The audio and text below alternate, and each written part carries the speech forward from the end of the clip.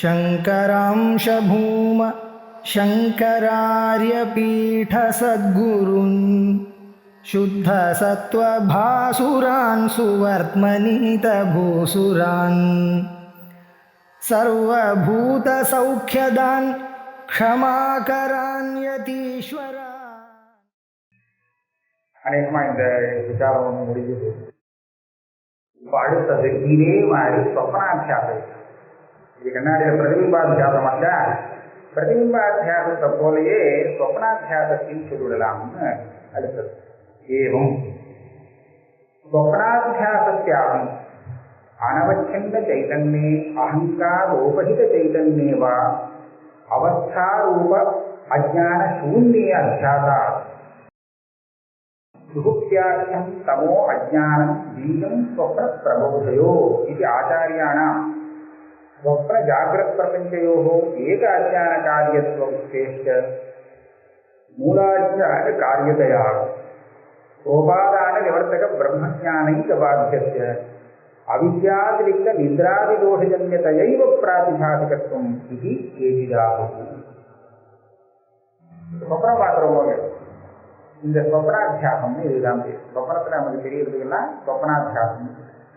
இந்த சொப்னாத்தியாசத்துக்கு உபாதானம் என்ன அப்படின்னு கேட்டா, இப்ப சொன்ன விதத்துல மூலாஜானம்னு சொல்லுவாங்க. மூலாஜானம் தான் அந்த சொப்னாத்தியாசத்துக்கும் காரணம். மூலாஜானம் தான் காரணம் அப்படின்னு நீங்க சொல்லிட்டேன்னா ஏன்னு கேட்கணும். ஏன் மூலாஜானங்கள்லாம் அங்க வேலை செய்ய முடியாதா? ஏன் மூலாஜானம் வரையில் போகணும்? மூலாஜானம் தான் காரணம்னு சொல்ற நிர்பந்தம் என்ன? அது காரணம் காண்பிக்கணும். அது காமிக்கிறார். இன்னொன்று, மூலாஜானத்தை அதுக்கு காரணம்னு வச்சிருந்தால் அப்ப அந்த மூலாஜானத்தை நிவர்த்தி பண்ணக்கூடியது பிரம்மஜானம் தான். அப்ப இந்த சொப்னத்துக்கு பாகம் பிரம்மஜானம் வந்தால்தான் வரும். ஆனா நம்ம முடிச்சுட்டோம்னா உடனே பாகம் வருது, அப்படி வராது போயிடுமேன்னு ஒரு கேள்வி வரும். இது ரெண்டுக்கும் பதில் சொல்லிடுறார். நம்ம ரெண்டாவதுக்கு நான் முதல்ல சொல்லிவிடுறேன். சோபாதான நிவர்த்தக பிரம்மஜானங்க பாத்திய, அந்த சொப்னத்தில் பார்க்கப்பட்ட வஸ்துவுக்கு உபாதானமா இருக்கக்கூடிய மூலாஜானம் எந்த ஞானத்தால நிவர்த்தி ஆகுமோ, அதாவது பிரம்மஜானத்தினாலே, அந்த பிரம்மஜானத்தினால்தான் சொப்னாத்தியாசத்துக்கு பாகம். வேற ஞானத்தால பாகம் இல்லை.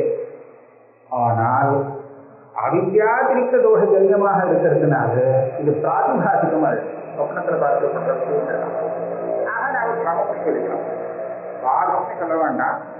ஆனா விஷயம் பிராதிபாசிகமா இருக்கிறதுனாலே இந்த ஞானத்தை நாம பிராந்தின்னு சொல்லிக்கலாம். சொப்னத்தில் பார்த்ததெல்லாம் சொல்லலாம். இவர் சொல்ற விதத்துல பார்த்தா ஞானிக்கு சொப்னம் வராது. ஏன்னா அவருக்கு மூலாஜானம் இருந்தா தான் வரும் சொப்னம். பிரம்மஜானத்தான் அது நிவர்த்தி ஆயிடுச்சுன்னு சொன்னா அந்த மூலாஜானத்துலேருந்து புதுசா உண்டாகிறது இருக்கேன், அது உண்டாகிறதுக்கு வழி இல்லை. இந்த மதப்படி பார்த்தா அவர் சொப்னம் பார்க்க மாட்டார் அப்படின்னு. ஏன்னா மூச்சுன்னு பார்க்கறதே சொப்னம் தான் அவனுக்கு. அதனால நம்மள மாதிரி மூச்சுண்டா பாதிக்கப்படுற மாதிரி ஒரு சொப்னம் பார்க்கறதுக்கு இந்த சொப்னா வசதியில்லை. இப்ப பார்க்கறதே சொப்னம் தான் அவனுக்கு. எல்லாமே ஒரே மாதிரி இருக்கும். அவனை பொறுத்தவரை வித்தியாசம் இல்லை. திரய ஸ்வப்னாக திரய ஆவசதாக திரய ஸ்வப்னாக அப்படின்னு அவன். சரி, இப்ப மூலாஜானம் வரையில் இவ்வளவு சிரமப்பட வேண்டிய அவசியம் இல்லை. என்ன சுத்திரஜிதம் போல சூலாஜானத்தை சொப்னாத்தியாசத்துக்கு காரணமா சொல்லியிருப்பாரா? சொன்னா நமக்கு முடிக்கிற உடனே அந்த அஜ்ஞானம் போச்சு, அஜ்ஞானம் போன உடனே அதோடைய காரியமான சமயம் போச்சு, சுலபமா சொல்லிட்டு போலாம். மூலாஜானத்துக்கு போக வேண்டிய அவசியம் இல்லை. அது சொல்றாங்க. அனவச்சின்ன சைதன்யே அகங்காரோபகித சைதன்யேவா அவஸ்தாரூப அஜ்ஞான சூன்யே அத்தியாசா. ரெண்டு பிரமாணம் அவர் காமிக்கிறார். இந்த அதிஷ்டான ஞானத்துல அதிஷ்டான சைதன்யம் இருக்கு. அந்த சைதன்யத்துல மூலாஜானம் இருந்தால்தானே அதனுடைய பரிணாமமாக சொல்ல முடியும்.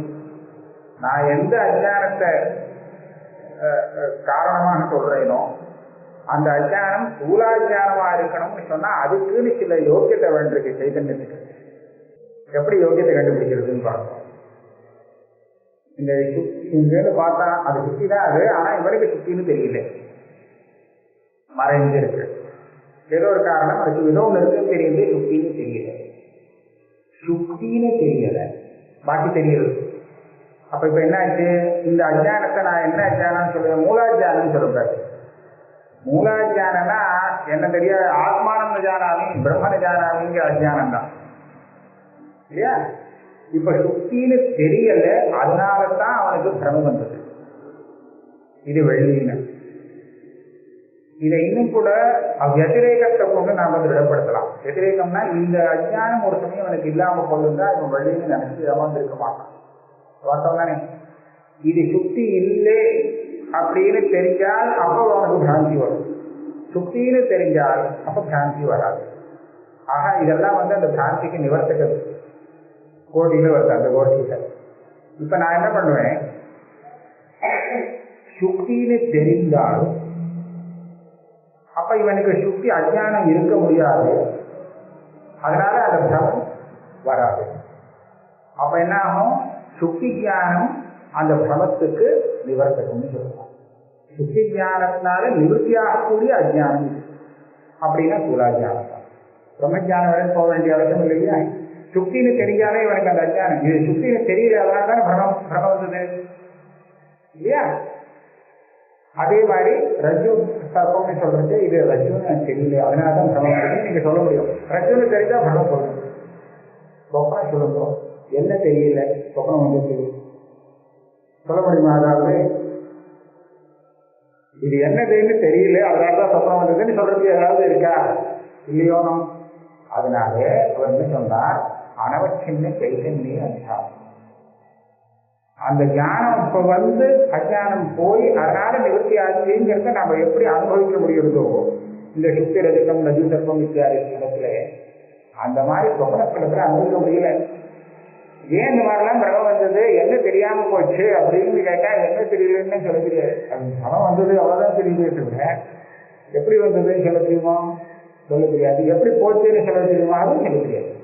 இந்த ஞானம் வந்தது அதனால போச்சுன்னு சொல்றதுக்கு தெரியும். அப்ப இதனால என்ன ஆகுதுன்னு கேட்டா, அதனாலதான் சொப்பனத்தை மாத்திரம் விசேஷமா இருக்குங்க. அந்த சூலாஜானம் இல்லை, சூலாஜானம் தான் இந்த சொப்னாத்தியாசத்துக்கு காரணம்னு இருந்திருந்தால் அப்போ எனக்கு அந்த சூலாஜானத்தை நிவர்த்தி பண்ணக்கூடிய ஞானம் இப்பவே வரும். வந்தா இந்த ஞானம் வந்தது, இது வராதனாலே தெரியாததுனால எனக்கு இந்த மாதிரி கிரமம் வந்ததுன்னு தெரிஞ்சுக்க முடியும். அந்த மாதிரி தெரிஞ்சுக்கிறதுக்கு சொப்பனத்துல வழி இல்லை. அதுல என்ன தெரியுதுன்னு சொன்னா, எப்படி இந்த வியாபாரிக பதார்த்தங்கள்லாம் கட்டாதிகள்லாம் எந்த அஜானத்தால வந்ததுன்னு அஜானத்தால வந்ததுன்னே முதல்ல தெரியாது இல்லையா? ஏன்?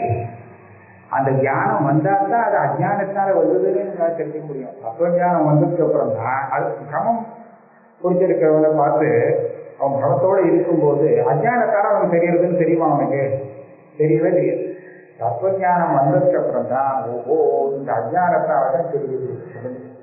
அப்போ இந்த கடப்பட்டாதிகள்லாம் அஜானத்தால தெரியறதுன்னு நம்ம ஏன் சொல்ல முடியல?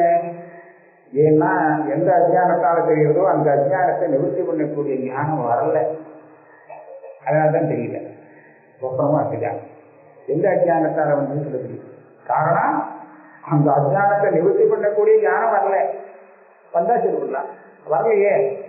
அப்படியானால் அது என்ன அஜானமா இருக்கணும்? மூலாஜானம் தான். அதனால சொப்னாத்தியாசம் வரத்துக்கு அது அது தெரியறதுன்னு சொல்லலாமா? அதாவது அப்ப தூங்குறேங்கிறது தெரியாம போச்சு, அந்த அஜானத்தினாலதான் இந்த மாதிரிலாம் மூச்சல் இருக்கா மாதிரி கிரமம் வந்தது அப்படி சொல்லலாம். நல்லா தான் இருக்கேன். அதாவது தூங்குறேங்கிறது எனக்கு தெரியல, நான் மறந்து விட்டேன். நான் தூங்குறேன்னா நான் மூச்சல் இருக்கேன்னு பிரமம் வந்துருக்கு, மூச்சல் இருக்கேன்னு பிரமம் வந்தது. ஆனா பாக்கி எல்லாம் தெரியல, அதெல்லாம் அப்படி தெரியுது. வெறும் மூச்சல் இருக்கிறதுனால தெரியாது, அந்த வஸ்து இருந்தா தானே பார்க்க முடியும் இல்லையா? மூச்சல் இருக்கேங்கிற பிரமத்துக்கு வேணும்னா சொல்லிடலாம். நான் தூங்கும் போது முடிச்சுட்டு இருக்கேன் அப்படின்னு சொன்னான்னு வச்சுக்கோங்க, தூங்கினதே தெரியல முடிச்சுட்டு இருந்த மாதிரியே இருந்தது அப்படின்னு சொன்னா இந்த பிரமைக்கு வேணும்னா நீங்க சொல்லிக்கலாம். ஏன்னா தூங்கினேங்கிறது தெரிஞ்சுக்கிட்டு. ஆனா வெளியில பிரபஞ்சம் பூரா பார்க்கறையில தூங்கும்போது அதுக்கு எந்த பிரமை, எந்த அஜானத்தை சொல்றது? ஜாகிரத்தை பத்தின அஜானம், அது காரணம்னு சொல்லலாம் தெரியும். அப்ப அதான் முடிச்சுட்டு இருக்கேங்கிறது தெரியாததுனாலே, ஆனா முடிச்சுட்டு இருக்கேன்னு தெரியுது. இப்போ சொப்பனத்துல இருக்கும்போது அவன் நான் முடிச்சுட்டு இருக்கேன்னு தானே நினைச்சுக்கிறான். சொப்பனம் வரும்போது அவன் தானே எப்படி நினைச்சுக்கிறான்? ஜாக்கிரதை மாதிரி தான் தெரியும். ஆனா அந்த அஜ்ஞானம் எப்ப தெரிகிறது? அப்ப தெரியல. ஆனா அந்த அஜ்ஞானத்தை நீங்க சொல்லும்போது மூச்சுட்டு இருக்கேங்கிற விஷயம் தெரியலேன்னு அஜ்ஞானத்தை அந்த அஜ்ஞானத்தை சொல்றாரு. ஏன்னா மூச்சுட்டு இருக்கேங்கிற ஜானம் தானே அவனுக்கு இருக்கு. சுக்திங்கிற ஜானம் இருந்ததுன்னா ரஜதங்கிற பிரமம் வர முடியும். ஒரு சமயம் சுக்தி அஜ்ஞானம் ரஜத பிரமத்துக்கு காரணமாக இருக்கும் பட்சத்துல நான் சொல்றேன், சுக்தின்னு தெரிஞ்சிருக்கப்புறம் பிரமம் வருதுன்னு சொல்ல முடியாது. அந்த மாதிரி நான் முழித்து கொண்டிருக்கிறேங்கிறது தெரியாததுனாலே சொப்பனத்துல அப்படின்னு அந்த மாதிரி தெரியுதுன்னு சொன்னா அது சொல்லத்துக்கு இல்லை. ஏன்னா முடிச்சுட்டு தான் அவன் நினைச்சிட்டு இருக்கான் அப்ப கூட. அதனால இது வேணா சொல்லலாம், தூங்குறேன்னு தெரியாததுனால வந்ததுன்னு. ஆனா தூங்குறேன்னு தெரியாததுனால எந்த பிரமம் வந்ததுன்னா முடிச்சுட்டு இருக்கேங்கிற பிரமம் வந்ததுன்னு வேணா சொல்லலாம். ஆனா முடிச்சுட்டு பார்க்கிற விஷயங்கள்லாம் இருக்கு, அதெல்லாம் புதுசு புதுசா இருக்கு விஷயங்கள்லாம். அந்த விஷயங்கள்லாம் வர்றதுக்கு இந்த அஜ்ஞானம் சொல்றாங்க. ஒரு குதிரையை பார்க்கணும், அது ஓடுறது எல்லாம் அதெல்லாம் நடக்கிறது.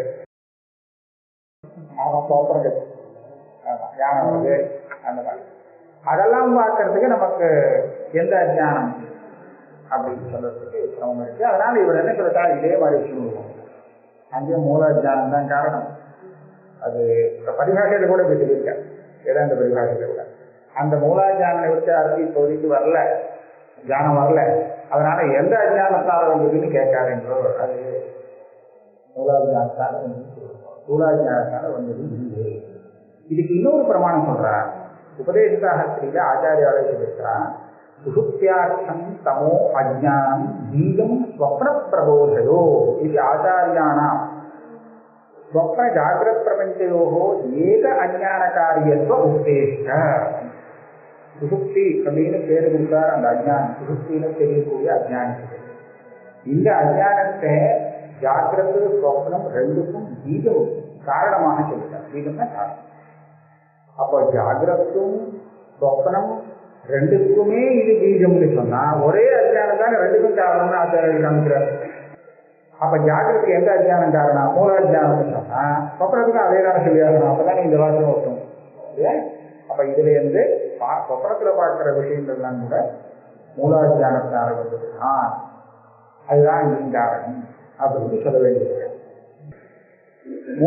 அதனால இது மூலாஜான காரியத்தையா, சொப்னாத்தியாசி மூலாஜான காரியத்தையா. சொப்னாத்தியாசம் கூட மூலாஜானத்துடைய ஒரு காரியம்தான். அப்ப என்னாகும்? சோபாதான நிவர்த்தக பிரம்மஜானைக பாத்திய. இதுக்கு உபாதான மூலாஜானத்தை நிவர்த்தி பண்ணணும்னு சொன்னா பிரம்மஜானம் வந்தாதான் முடியும். அதனால பிரம்மஜானத்தினால்தான் இதுக்கு பாதிப்பு ஏற்படும். ஆனால் இது பிராதிபாசிகம் எதை வச்சு சொல்றது? சொப்பனத்துல சொல்ற ஒரு விஷயத்த அவித்யா நிருத்த நித்ராதி தோஷஜன்யதையா இவ பிராதிபாசிகம். நித்ராங்கிற ஒரு தோஷம் அவித்யை காட்டிலும் வேறானது, அது கூட இருந்து அந்த சமத்தை ஏற்படுத்தி கொடுக்குறது. ஆகையால அந்த விஷயங்கள்லாம் பிராதிபாசிகம். தோஷத்தை சேர்த்துக்கிட்டு முடிஞ்சு போய் உலாஜானத்தையே விட்டுடலாம், வேண்டாங்க. உலாஜானத்தை வேண்டான்னு விட்டுடலாம். இப்படி சொல்ற பட்சத்துல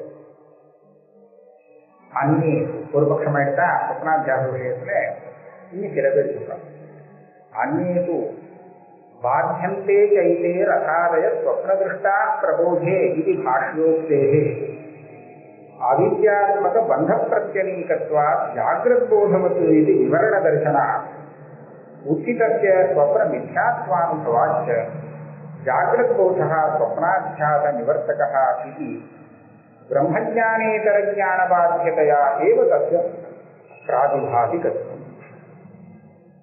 சில பேர் என்ன சொன்னாங்க, பிராதிபாதிகம் வியாவகாரிகம் அப்படின்னு இந்த விபாகத்துக்கு ஒரே ஒரு காரணம் தான் சொல்ல முடியும்.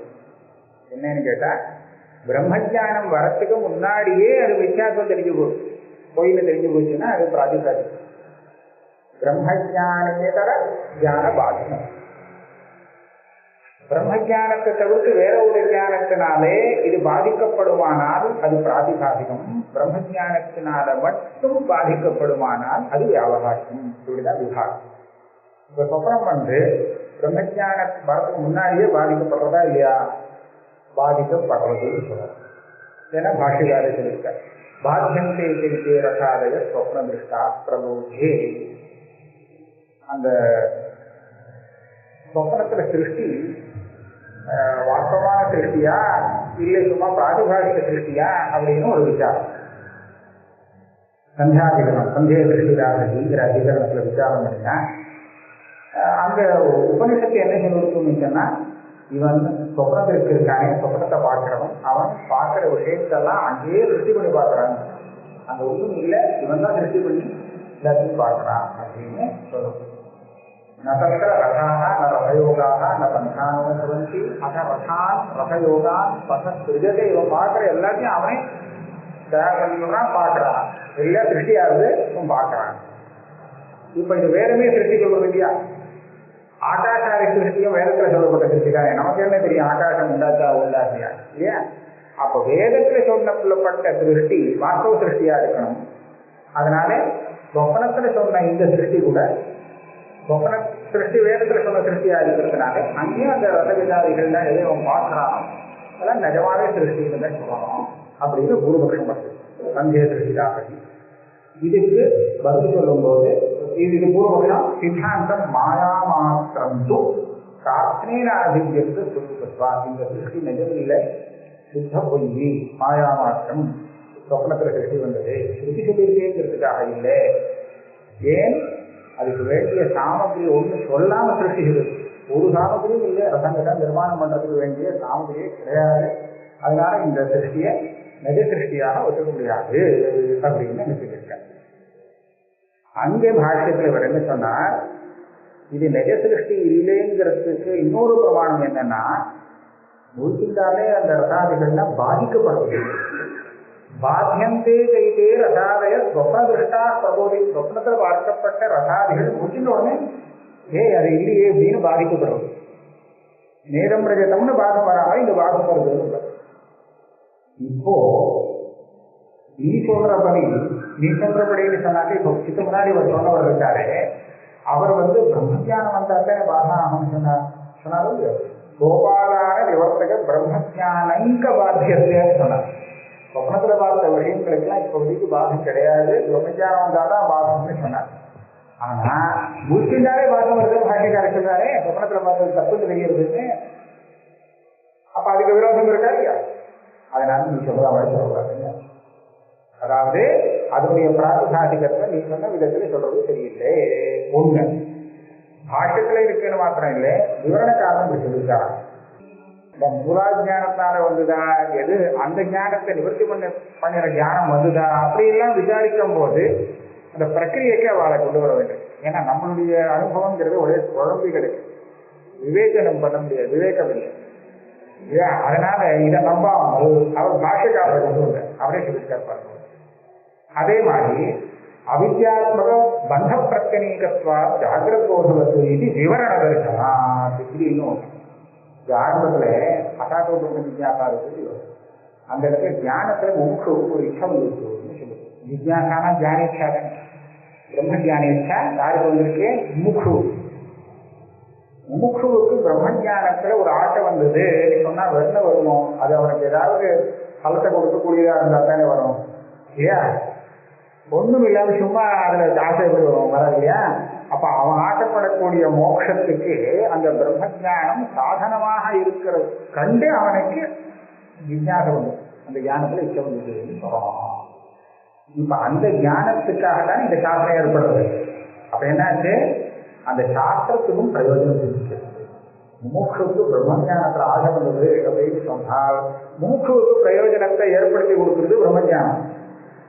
அந்த பிரம்மஜானத்துக்கு விஷயமா இருக்கக்கூடிய பிரம்மத்தை பத்தி நிரூபணம் பண்றதுக்காக ஒரு சாஸ்திரம் வந்ததுன்னா இந்த சாஸ்திரத்துக்கும் அதே பிரயோஜனம் கிடைக்கும். இதை சொல்றது ஒரு அனுமானம் இருக்கு. இந்த ஞானம் இருக்கே இது சப்பிரயோஜனம் எப்படின்னு கேட்டா அதுக்கு சேர்த்து கொடுத்துருக்கா அவித்யாத்மக பந்த பிரத்யநீகத்வா. அவித்யாத்மகமா இருக்கக்கூடிய பந்தம் இருக்கு, அந்த பந்தத்துக்கு விரோதியாக இருக்கிறதுனால முமுட்சுக்கு ஏன் அதுல ஆசை வந்ததுன்னா, இவன் மோட்சம் வேணும்னு ஆசைப்பட்டு இருக்கான், பந்தத்துல இருந்துட்டு இருக்கான். இந்த பந்தத்தை நிவர்த்தி பண்றது தானே அவனுக்கு மோட்சம். இந்த பந்தத்துக்கு விரோதியாக அந்த ஞானம் இருக்கிறதுனால தான் இவனுக்கு அந்த ஞானமானது ஆசைப்படும். தாம் பந்தத்திலேருந்து விடுபடுறதுக்கு அது சாதனமா இருக்கு அப்படிங்கிறதுனால அப்படின்னு சொன்னான். அதுக்கு திருஷ்டாந்தம் என்ன கொடுத்தா தெரியுமோ, ஜாகிரத் கோஷவத்து. ஜாகிரத் கோஷவத்து எப்படி திருஷ்டாந்தத்தை சவனம் பண்றது? சொப்பனத்துல இவன் ஜெயில யாரும் போட்டுட்டான், ஜெயில கஷ்டப்பட்டு இருக்கான், எப்படா விடுபடுறதுன்னு பார்த்தா முடிச்சுட்டான். ஆச்சு விடுபட்டாச்சு இல்லையா? இல்லையா தூங்கத்தில் ஜெயில விடுபட்டான்னா இப்போ இவரை எப்படி விட வைக்கிறது? இவன் மொய்த்துன்னு விட்டான்னு சொன்னா சரியா போச்சு. அந்த அப்ப என்னாச்சு, ஜாகிரத் கோஷங்கிறது அந்த சொப்பனத்துல வந்த பந்தத்துக்கு விரோதின்னு சொன்னா இதனால அது பாதிக்கப்படுறதுன்னா இல்லையா? இது திருஷ்டாந்தமா காமிச்சு. இப்ப நீங்க சொல்றபடி பார்த்தா பிரம்மஜானம் வந்தாதான் பாதம் அதுக்கு சொப்பனத்துக்கு. ஆனா அப்படி இல்லைன்னு தெரியுது, அதுக்கு முன்னாடியே பாதம் தான். அது மாத்திரம் இல்லை, இப்ப இவர் சொன்னாரோ இல்லையோ, எல்லாருக்குமே சாதாரணமாவே தெரியுறதே இல்லை. உச்சிதத்திய சொப்ன வித்யாத்வ அனுபவாச்ச முடிச்சுன்றவங்க தெரியுது. சொப்னத்துல பார்ப்பது எல்லாம் பொய் அப்படின்னு அவனுக்கே தெரிஞ்சு போச்சு. பிரம்மஜானம் வரணுமே அவசியம் இல்லை. அதனாலே ஜாகிரத் போதா சொப்னாத்தியாக நிவர்த்தகான்னு சொல்றோம். இந்த சொப்னாத்தியாகத்தை நிவர்த்தி பண்றதுக்கு பிரம்மஜானம் வேண்டாம், இந்த ஜாகிரத் போதமே நிவர்த்தி பண்றது அப்படின்னு ஒத்துங்காரு. ஒத்துண்டால் பிரம்மஜான இதர ஜான பாக்கியமாச்சோ இல்லையோ, பிரம்மஜானத்தை தவிர்த்து வேற ஒரு ஜானத்தான சொப்னம் பாதிக்கமாச்சோ இல்லையோ, அதனாலதான் அது பிராதிபாசிகம்னு சொல்லணுமே தவிர நீங்க சொன்ன தேசியில சொல்லுங்க. அதனால பிரம்மஜானேதர ஜான பாக்கியதையா ஏவ சத்திய பிராதிபாசிகத்துவம் சொல்லணும். நீங்க சொன்ன மாதிரி அவித்யாதித்த தோஷஜன்யத்துவம்னு சொல்ல வேண்டிய அவசியம் இல்லை. அப்போ ஒரு கேள்வி எனக்கு, அதிஷ்டான யாதாத்மிய அகோச்சரம் சோபாதான அஜ்ஞானம் அனிவர்த்தகம் ஞானம் கதம் அத்தியாச நிவர்த்தகம் இது வாக்கியம். உண்மையா மூலாஜானமா என்னைக்கு அஜானம்னு நீங்க சொல்லல, ஆனா பாகம் வருதுங்கிறது மாத்திரம் சொல்றேன். ஜாகிரத் போதம் வந்துதான், ஆனா ஜாகிரத் போதம் ஒன்றும் அதிஷ்டான விஷயக்கமாக இல்லை. அப்ப அதிஷ்டான யாதாத்மிய அகோச்சரம், அதிஷ்டான தத்துவ ஞானமே ஏற்படலை ஜாகிரத்துல, வேற நல்லாமோ தெரியறதே தவிர அந்த சொப்னாத்தியாசத்துக்கு அதிஷ்டானம் எது அப்படின்னு ஒன்றும் தெரியலையே. ஜாகிரத்துல முடிச்சுட்டவனுக்கு ரஜு சர்ப்பத்துல தெரிஞ்சிடும். சர்ப்பபிரமம் எதுல வந்தது அப்படின்னு கேட்டா ரஜுவில வந்ததுன்னு அவனுக்கு ரஜுவை பார்த்தவனுக்கு தெரியும். அந்த மாதிரி சொப்ன பிரமம் எதுல வந்ததுன்னு சொல்ல தெரியுதா? அதனால அதிஷ்டான யாத்தாலுமே அகோச்சரம் சோபாதான அஜ்ஞான அனிவர்த்தகம் இப்படி உள்ள ஜாகிரத் போதத்தை அதுக்கு பாதகம்னு என்னமா சொல்லலாம், எப்படி சரியா இல்லைன்னு கேட்கலாம். கதம் அத்தியாக நிவர்த்தகம் சாதி வாக்கியம் சொல்ற ரஜு சர்ப்பாத்தியாசத்திய சோபாதான அஜ்ஞான நிவர்த்தக அதிஷ்டான யாதாத்ம ஞானேன இவ தத்ரைவ ஸ்வானந்தரோத்பன்ன தண்டபிரமேனா அப்படி நிவர்த்தி தரிசனா வித்யாபு. இந்த மாதிரி கூட உண்டு. என்ன ஆச்சுன்னா அந்த ஒரு பெரிய கயிறு கிடக்குது, அதுல இவன் பாம்புன்னு முதல்ல பிரமிச்சுட்டான்.